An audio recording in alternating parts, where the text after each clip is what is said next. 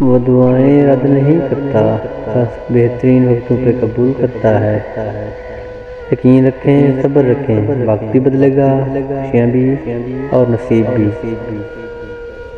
میں اپنی زندگی کا ہر فیصلہ اپنے رب پہ چھوڑ دیا ہے، بے شک میرا رب مجھے مایوس نہیں کرتا۔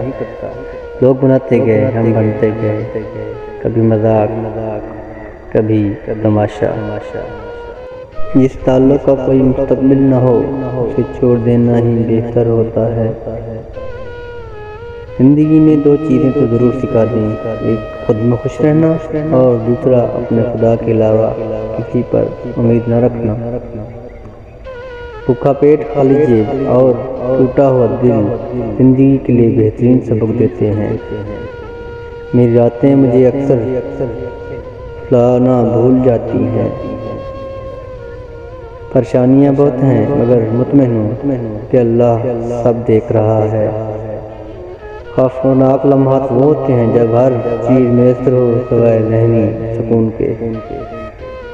جب ہم کسی شخص کو سکون سمجھنے لگتے ہیں تو یقین جانیے تب بے سکونی شروع ہو جاتی ہے۔